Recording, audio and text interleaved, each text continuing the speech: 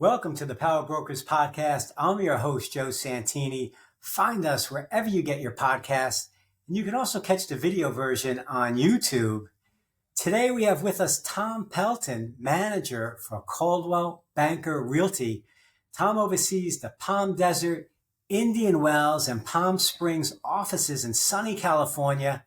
He is an educator, a coach, and a mentor, and is consistently ranked as one of the top Coldwell Banker managers in the country. Not easy to do. Hey, Tom.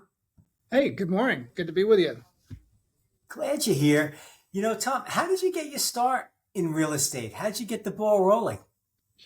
Moved to Orange County, California, and was just kind of starting all over again. Somebody said, you'd be good in real estate. It's probably why a lot of us got into real estate. Somebody said, you'd be good at that. So, I like the idea of something that I could work for myself and something where I can engage the creative side as well as the analytical side. It really utilizes all of your skills. So that was 20 years ago, and I was in sales then and then moved into management. That's great. And that's often the case. And, I'm about the same amount of time in the business. And, same thing. We start selling and then we kind of switch over. Well, that's cool. Are you originally from out west in California? Man, I'm from all over the country. I've got 5 siblings. We're all born in different states. But I was born in Cleveland, Ohio. But high school was in Northern California. College was Southern California. And then I raised my family in Austin, Texas, and now I'm back. Love it. Love it. That's so great. So listen, you head up some really good offices for Coldwell Banker out there. And where do you get your buyers from? Like in the Palm Springs office, where is your feeder market? Is it from the East Coast or where at? There's a lot of talk here about snowbirds. Maybe you hear that where you are as well. But when I look at the actual statistics, we do have a good number of buyers from Canada, but that only accounts for about 7%. We do have a good number from the Seattle area, Washington State, but that only accounts for about 5 or 6%. 65% of our buyers come from Southern California. So mainly LA and Orange County. We're kind of the getaway. Palm Springs, in its history, of course, was always the getaway for Hollywood elites. The Frank Sinatra days and the Rat Pack days. That's kind of the background. It's just a 2-hour drive from Hollywood, and you can hang out in a small town. And so that's the way it's been and continues to be that way. Yeah, and over, I see the picture of Frank Sinatra in his backyard in his Palm Springs home. You see it on social media all the time. And I'm sure you got to see a couple of Floridians come out there as well. We sure do. Yeah, we do get, the Floridians tend to have homes in 3 or 4 different areas. I don't know where's with you guys with money, but we do see a lot of wealthy people that here is like their second or third home. Yeah, so definitely see that as well. And, what's the market doing out there, Tom? Is it a buyer's market, seller's market? What's happening in Palm Springs? Well, we currently have about 5.3 months of inventory. So that's right on the verge of a buyer's market. I say a buyer's market once you hit 5 months of inventory. The thing that's affecting us now is over the last year, we've had a lot of listings that just didn't sell. And those people decided to cancel their listing, and almost unanimously they said, we're going to cancel and we're going to go back on in season, which starts October, November, December. So we always get a lot of inventory during season, but now we've got the leftover inventory coming as well. So we're at about 3,000 active listings in the entire Coachella Valley right now, and we'll hit 5,000 to 6,000 listings within the next 2-3 months.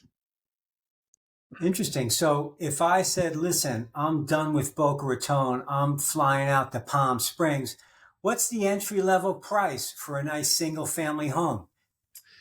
You need to, it kind of depends on what kind of community you live. So here we sell communities. gated communities, country club communities. So it kind of depends on what kind of amenities you want and stuff like that. But plan on spending at a minimum 500,000. Our most active price point in the desert right now is the 1 million plus price point. The east end of the desert, La Quinta, has become kind of the playground for the rich and famous. So Palm Springs at the other end has its Hollywood history, mid-century modern architecture, that kind of thing. But the hidden gem in the desert is really La Quinta, the other end, with some pretty spectacular communities where homes are priced 15, 20 million. Interesting, to be expected. And, listen, you head up a couple of offices there, 3 offices, right? You have now? Yeah, I say it's actually I have about 200 agents, so it's about 200 home offices. We're one office in many locations, I is what I love like that. to say.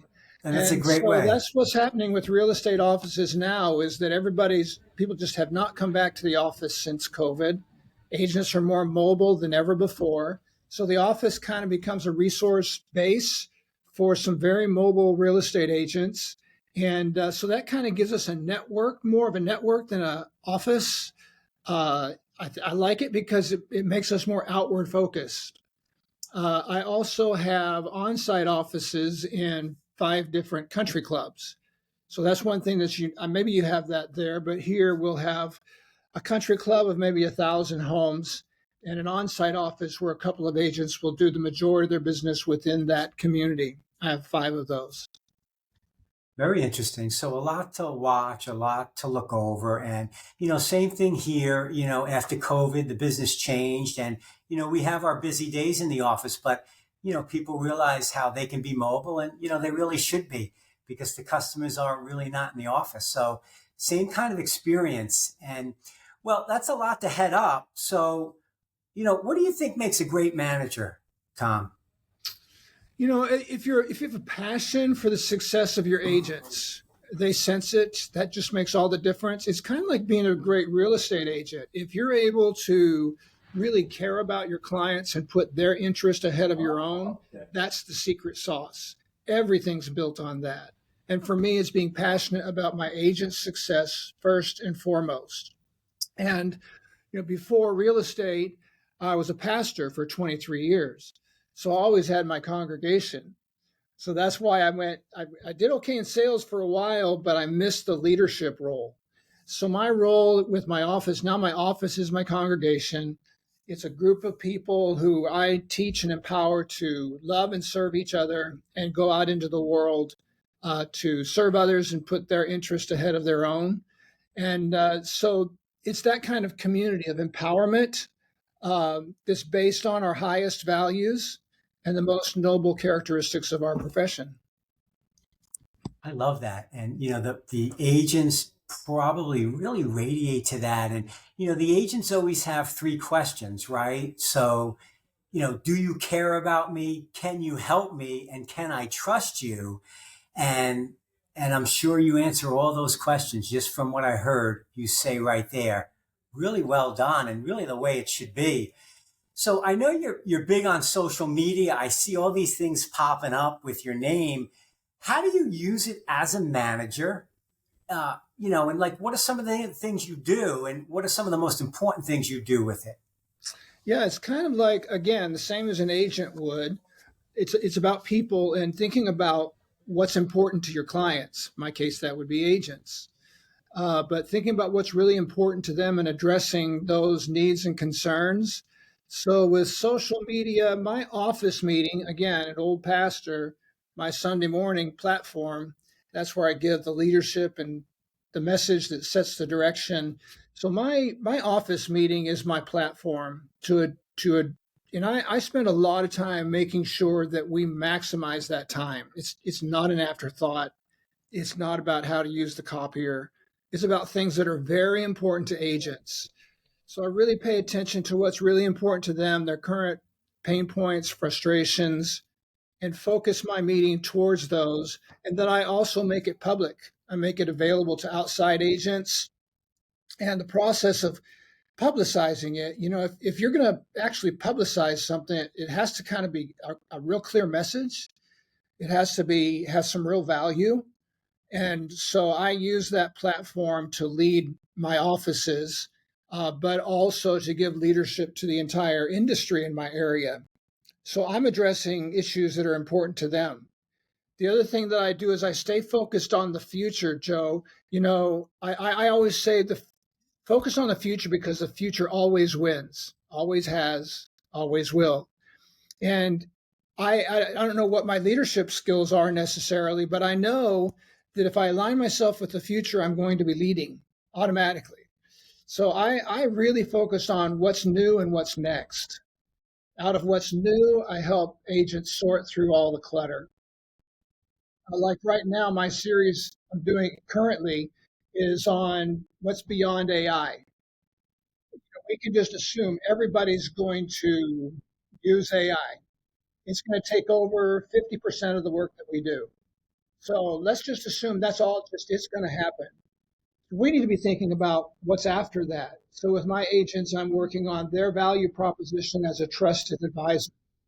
When people reach a point where they're tired of getting automated responses to everything, your role as a trusted actual human becomes more valuable. So that's an example of what I do with my office. With my office meetings, give leadership, identify with the future, and keep my agents ahead of the game.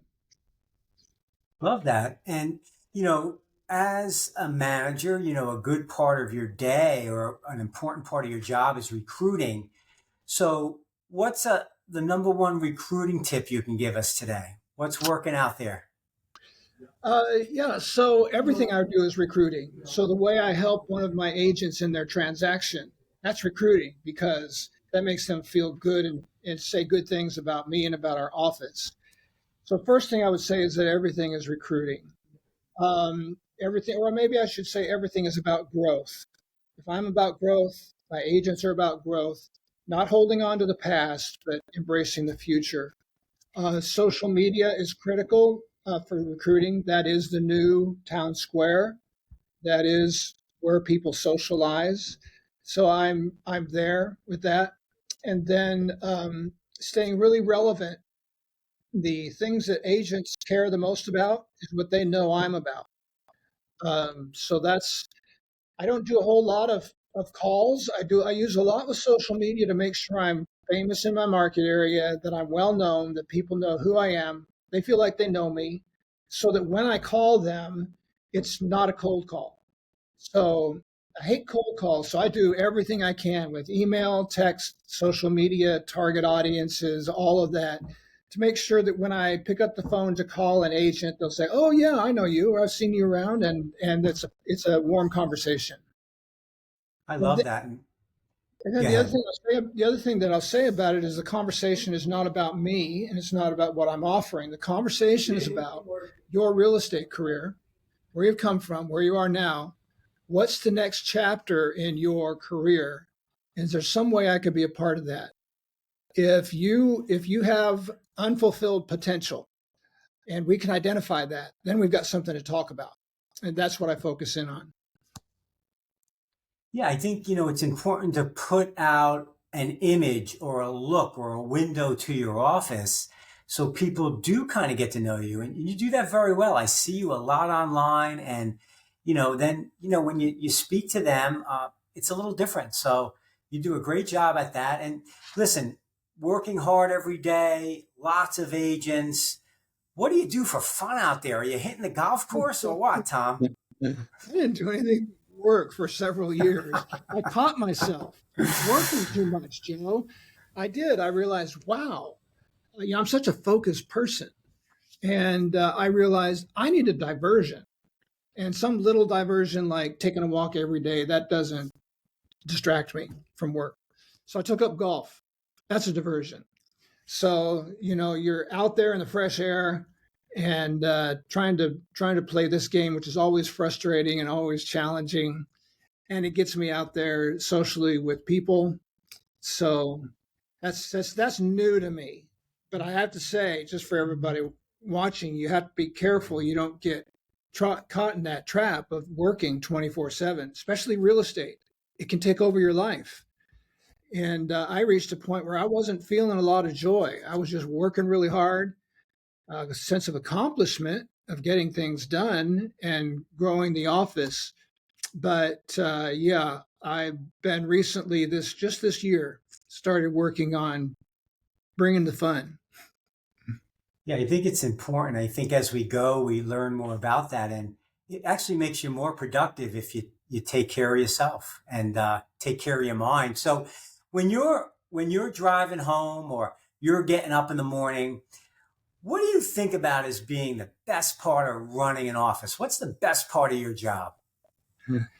Well, again, I don't run an office. I manage a network of people.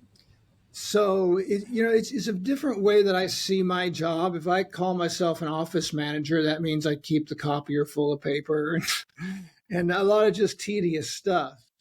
But when I focus on, I manage a network of people. I empower them. I serve them. My staff, I'm not their boss. I serve them.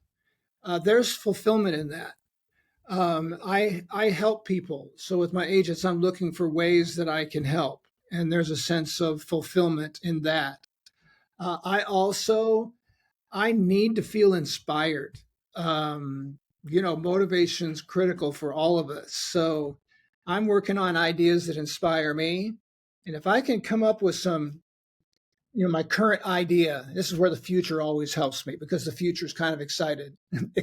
It's more exciting than, what you've already done. But anyway, my future idea, the direction I'm leading my office, that stuff gives me inspiration and passion. And if I'm working with an agent on their personal brand or their business strategy to build their business, and that business plan includes, getting their kids to college, visiting the grandkids, making an income that allows that to happen, setting up a team so that they have coverage, that a whole life, holistic plan for their life and business. That's what gives inspiration, passion, and meaning to what we do. I think it's the same thing for agents. You can get to where you're closing escrows, getting inspections done, meeting appraisers. There's the day-to-day work of it, which that's just work. But if it's attached to a sense of meaning and purpose, personal calling, personal fulfillment, serving others, then there's great joy to be found in our work. I remember when COVID hit, had to sit at home, and I learned how much I love and value work. Work is a good thing. And so for me, driving home, going into work in the morning or at the end of the day, it's about the joy and fulfillment of good work with good people. Well said. Work is so important.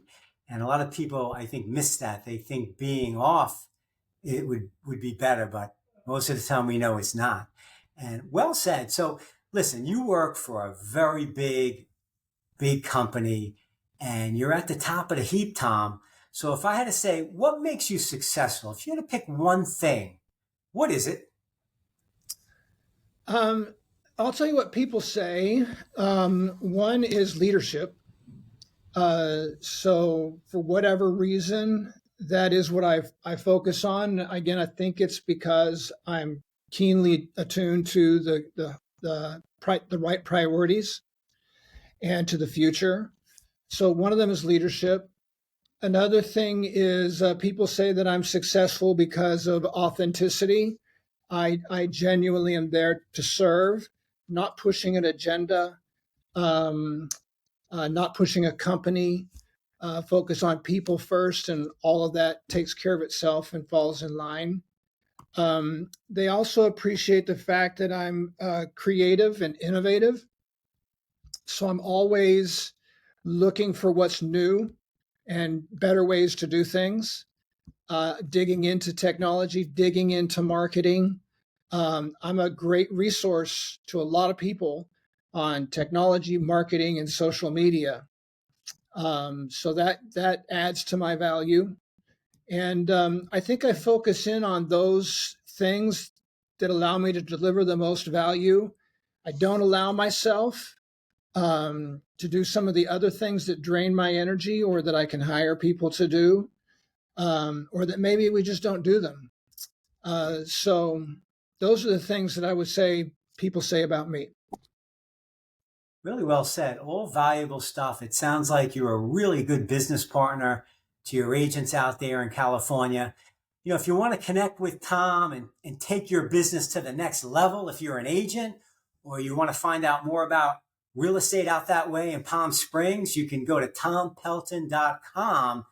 He's all over Facebook as well. Put in his name and remember to hit the follow button to catch the next episode of the Power Brokers podcast.